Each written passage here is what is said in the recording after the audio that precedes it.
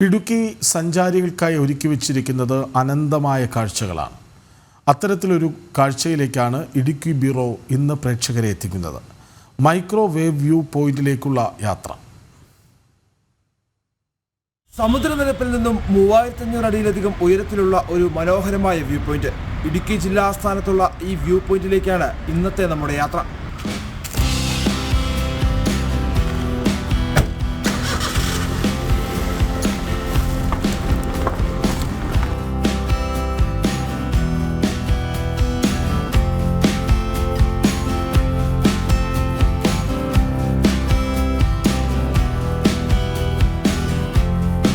അങ്ങനെ micro view പോയിന്റിലേക്കുള്ള യാത്രയിലാണ്. താഴെ നമ്മൾ കണ്ട ആ ഒരു കവാടം കഴിഞ്ഞ് ഏകദേശം 1/2 കിലോമീറ്റർ കാൽനടയായി സഞ്ചരിച്ചാൽ മാത്രമേ ഈ വ്യൂ പോയിന്റിലേക്ക് എത്താൻ കഴിയൂ. ഈ പോകുന്ന വഴിയിലും അതിമനോഹരമായ കാഴ്ചകളുണ്ട്. അതിനപ്പുറം കാഴ്ചകളാണ് ഈ വ്യൂ പോയിന്റിലുള്ളത്. എന്തായാലും നമുക്ക് ആ വ്യൂ പോയിന്റിലേക്ക് പോകാം.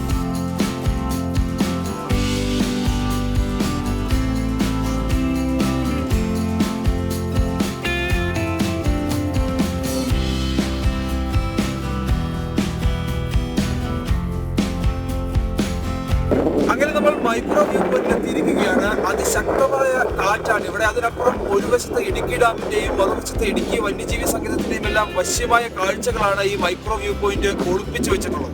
നമ്മുടെ ജില്ലാസ്ഥാന മേഖലയിൽ പെട്ടെന്ന് തന്നെ സഞ്ചാരികൾക്ക് എത്തിപ്പെടാൻ പറ്റുന്ന നല്ലൊരു വ്യൂ പോയിന്റാണ് മൈക്രോവേവ് വ്യൂ പോയിന്റ് എന്നറിയപ്പെടുന്നത്. നമ്മുടെ BSNLന്റെ നെറ്റ്വർക്ക് ശൃംഖല വരുന്നതിന് മുമ്പ് കേബിൾ ടു കേബിൾ ആയതുകൊണ്ട് ഇടുക്കി ജില്ലയിലെ മുഴുവൻ എക്സ്ചേഞ്ച് മുഖേന ഇവിടെ കേബിളായിട്ട് ബന്ധപ്പെട്ടുകൊണ്ട് ട്രങ്ക് ബുക്കിംഗ് എല്ലാം നമുക്ക് എറണാകുളത്തു നിന്നും ഒക്കെ ഈ ടവർ മുഖേനയായിരുന്നു. അങ്ങനെയാണ് മൈക്രോവേവ് വ്യൂ പോയിന്റ് എന്ന് ഒരു പേര് വന്നത്. പക്ഷേ യഥാർത്ഥത്തിൽ ഇതിൻ്റെ പേര് കുയിലിത്തണ്ടെന്നാണ്.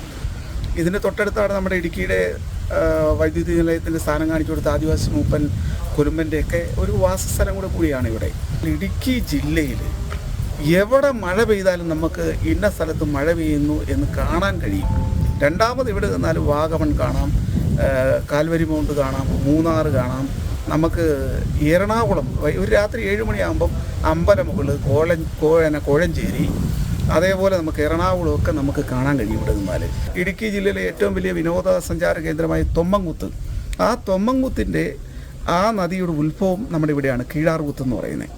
ധാരാളം സന്ദർശകർ വരുന്നുണ്ട്. ഇപ്പോൾ പുതുതായിട്ട് ഇവിടെ ഒത്തിരി നിയന്ത്രണങ്ങളൊക്കെ ഏർപ്പെടുത്തിക്കൊണ്ട് പുതിയ സഞ്ചാരികൾക്ക് ആവശ്യമായ ഇരിപ്പിടങ്ങളും സേഫ്റ്റി ലൈനൊക്കെ പണിയുന്നുണ്ട്.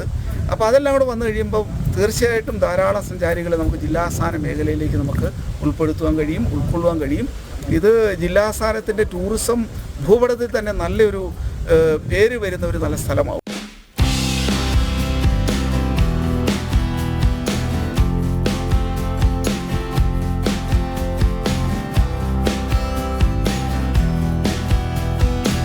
എന്റെ പിന്നിൽ കാണുന്നത് ഇടുക്കി വന്യജീവി സങ്കേതമാണ്. വൈകുന്നേര സമയമായാൽ ആ കാണുന്ന കുന്നുകളിലൊക്കെ കാട്ടാനക്കൂട്ടത്തെ കാണാമെന്നുള്ളതാണ് ഈ സ്ഥലത്തിന്റെ മറ്റൊരു പ്രത്യേകത.